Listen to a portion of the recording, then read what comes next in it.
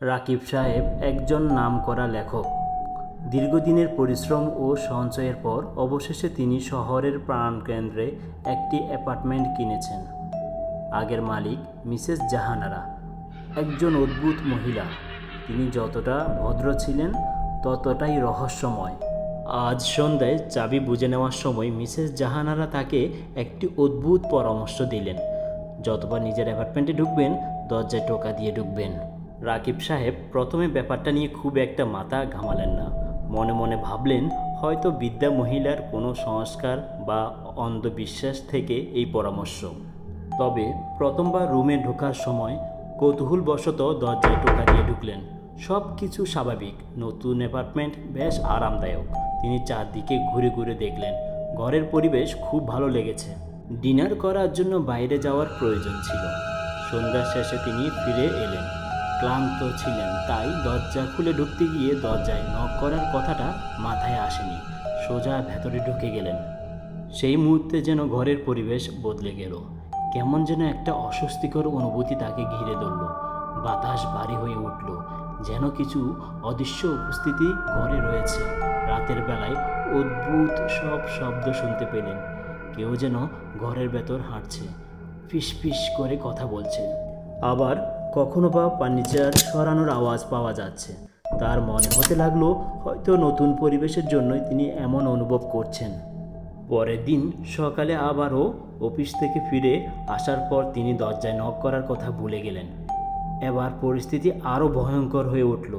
একদিন রাতে ঘুমানোর সময় হঠাৎ ঘরের বাতি নিজে থেকে নিভে গেল। তারপর একে একে সব জানালা দরজায় কড়া নাড়া পড়তে শুরু করলো, যেন কেউ বাইরে থেকে প্রবেশের চেষ্টা করছে। রাকিব সাহেব আতঙ্কিত হয়ে উঠলেন। এরকম ঘটনা বারবার ঘটতে থাকলো। তিনি আর এড়িয়ে যেতে পারলেন না। বিষয়টা খুবই অদ্ভুত। এমন পরিস্থিতিতে তিনি মিসেস জাহানারার কথা মনে করলেন। তিনি যে দরজায় টোকা দিতে বলেছিলেন তার পেছনে নিশ্চয়ই কোনো রহস্য লুকিয়ে আছে। পরদিন তিনি মিসেস জাহানারার সাথে যোগাযোগ করার সিদ্ধান্ত নিলেন। মিসেস জাহানারা শান্ত স্বরে বললেন, আমারও শুরুতে এরকম হয়েছে। এই বাড়িতে কোনো কিছু আছে, কোনো আত্মা বা অতীতের কিছু ঘটনা যা এ বাসায় প্রবেশের আগে সম্মান পেতে চায়। টোকা দিলে তারা জানে আপনি অতিথি হিসেবে প্রবেশ করছেন এবং তারা আপনাকে বিরক্ত করবে না। রাকিব সাহেব এবার সব কিছু বুঝতে পারলেন। তিনি সিদ্ধান্ত নিলেন প্রতিবার ঢোকার সময় দরজায় টোকা দেবেন। এরপর থেকে আর কোনো অদ্ভুত ঘটনা ঘটল না। যেন এক ধরনের সমঝোতা হয়ে গেল এই অদৃশ্য সত্তাগুলোর সাথে তার। এরপর অনেক দিন কেটে গেল। রাকিব সাহেব নতুন অ্যাপার্টমেন্টে বেশ স্বাভাবিকভাবে জীবনযাপন করছিলেন। অদ্ভুত ঘটনাগুলো আর ঘটছিল না এবং তিনি তার লেখালেখির কাজেও পুরোপুরি মনোযোগ দিতে পারছিলেন। তবে একদিন সকালে এক অদ্ভুত ঘটনা আবারও তাকে হতবাক করে দিল। সকালে চা নিয়ে বসে তিনি তার লেখার খাতাটি পাশে রেখে কিছু ভাবছিলেন। তার মাথায় একটা নতুন গল্পের প্লট ঘুরছিল। চা পান করতে করতেই তিনি হঠাৎ খেয়াল করলেন তার খাতার উপর রাখা কলমটা নিজের থেকেই নড়ছে। প্রথমে তিনি ভেবেছিলেন হয়তো হাওয়ার কারণে কলমটা সরছে, কিন্তু হাওয়ার কোনো আলামত নেই। তারপর দেখলেন কলমটা যেন নিজে থেকেই খাতার উপর লিখছে। রাকিব সাহেব চোখ কচলাতে লাগলেন। তিনি পরিষ্কার দেখলেন কলমটা কিছু শব্দ লিখেছে। আমাদের কথা লিখে রাখো, আমাদের গল্প বলা প্রয়োজন, আমরা ভুলে যাওয়া মানুষ, হারিয়ে যাওয়া আত্মা।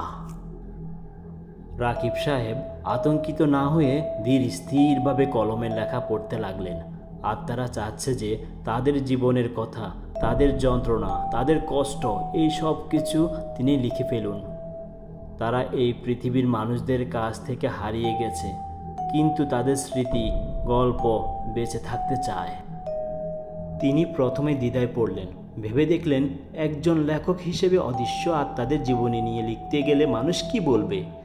কিন্তু তার ভেতরে আরেকটা বোধ কাজ করছিল, এটা তার দায়িত্ব।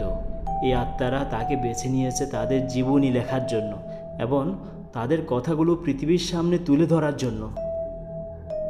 রাকিব সাহেব বুঝতে পারলেন তাকে এই আত্মাদের জীবনী লিখতেই হবে। কিন্তু তিনি তো তাদের সম্পর্কে কিছুই জানেন না।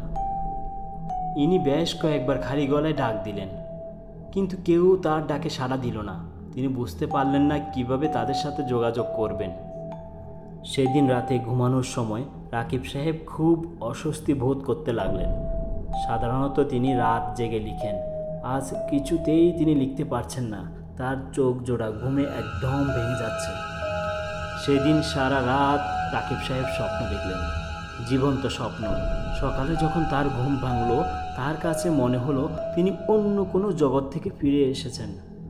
তিনি এখন বুঝতে পেরেছেন তার সাথে একই ঘরে কে বসবাস করছে। তিনি এখন জানেন তার গল্পটা কি। তাকে এই গল্পটা লিখে শেষ করতেই হবে, না হলে যে এই আত্মার শান্তি হবে না।